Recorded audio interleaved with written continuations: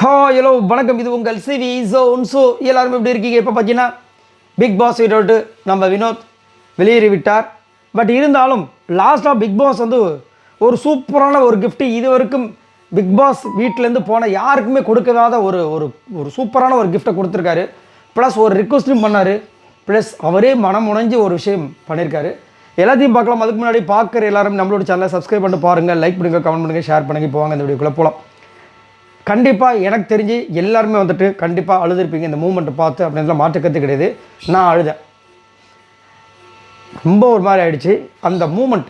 அவர் பணத்தை எடுத்தாருன்றதை தாண்டி அந்த மூமெண்ட்டை என்னால் பார்க்கவே முடியல. ஏன்னா தொடர்ச்சியாக அவங்களும் அந்த வீட்டில் வாழ்கிறாங்க, நம்மளும் உண்மையிலேயே வந்துட்டு இங்கே மட்டும் தான் இருக்கோம். ஆனால் நம்ம நினைவுகள் ஃபுல்லாக வந்து பிக் பாஸ் விட்டு தான் வாழ்ந்துட்டுருக்கு. இதான் உண்மை. அதனால தான் விஜய் பார்வதி போகும்போது நம்மளால் ஏற்றுக்க முடியல. கமருதனுக்கு ரெக்கார்டு கொடுக்கும்போது நம்மளால் ஒரு மாதிரி கஷ்டப்படுறோம். எல்லாமே எல்லாமே வந்து நம்மளும் வந்துட்டு அவங்க உடலும் சதவீதமாக மனசும் அங்கே இருக்காங்க, நம்ம மனசளவில் அங்கே இருக்கோம். சரிங்களா? அதனால் ஏற்றுக்க முடியல. ஒரு பக்கம் திவாகர் அழுதது இருந்தாலும் சரி, ரம்யா அழுதது, பிரவீன் அழுதது, இவர் அழுதது. பிக் பாஸ் கொஞ்ச நேரம் பேசவே இல்லை. யாரெல்லாம் நோட் பண்ணிங்கன்னு சொல்லுங்கள். ரொம்ப நேரம் பேசவே இல்லை. கடைசியில் அவர் வந்துட்டு நின்னார். பிரவீன் வந்து சொன்னார், பிக் பாஸ் ஏதாவது பேசுங்க பிக் பாஸ் அப்படின்னு. என்ன வினோத் அப்படின்னாரு. சான்ஸே இல்லை. அப்போ வந்துட்டு அவர் பிக் பாஸ் ஒன்று லவ் யூ பிக் பாஸ்னு அழுதார். லவ் யூ டு வினோத் அப்படின்னாரு. திரும்ப அழுதார். திரும்ப லவ் யூ டு வினோத் அப்படின்னாரு. அப்புறமா வந்து எனக்கு ஒரு உதவி செய்வீங்களா அப்படின்னாரு. அவர் வந்து சொல்லுங்கள், என்னுடைய சீனியர் இருக்கார்ல, அவர் 2 போட்டு என்ன வந்து குருநாதை வந்து பார்க்க வரல அப்படின்னு சொல்லி அனுப்பிச்சி விட்றீங்களா அப்படின்னு சொல்லிட்டு, இனிமேல் நீங்கள் என்னுடைய ஜூனியர், அதாவது சீனியர், அவர் வந்து என்னுடைய சீனியர், அவர், நீங்கள் இனிமேல் என்னுடைய ஜூனியர் சிஷியன், சீனியர் சிஷியன் ஜூனியர் சிஷியன்ற மாதிரி வந்துட்டு ஒரு விஷயத்த சொன்னார். அவர் அப்படியே அப்படியே சான்சல் ரொம்ப அழகாக இருந்துச்சு. அதுக்கப்புறம் வந்துட்டு பார்த்தீங்கன்னா அவரும் வந்து நான் கண்டிப்பாக சொல்கிறேன் பிக் பாஸ் அப்படின்னாரு. அப்புறமா பிக் பாஸ் கேட்குற ஒரு வார்த்தை, போகிறீங்களா வினோத்? சான்சல் அதை உண்மையிலேயே அது அந்த அந்த நேரத்தில் அந்த அனுபவிக்கும் போது தான். ஏன்னா பிக் பாஸ் வந்துட்டு மைக்கை மறைச்சி சிரித்த அனுபவங்களை வந்துட்டு ஷேர் பண்ணி இந்த சீசனில் மட்டும்தான்.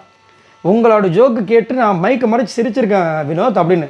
அதே மாதிரி அந்த விஜய் பார்வதி இருக்கும்போது ஒரு டாஸ்க்கு, அந்த ரவுண்டாக உட்காந்து பேசுவாங்க பார்த்தீங்கன்னா அந்த டாஸ்க், அதில் வந்துட்டு அவர் சிரித்ததை ஃபர்ஸ்ட் டைம் நான் பிக் பாஸ் ஹிஸ்ட்ரி, தமிழ் ஹிஸ்ட்ரியில் நான் எல்லா ஹிஸ்ட்ரியும் நான் பார்த்தது கிடையாது.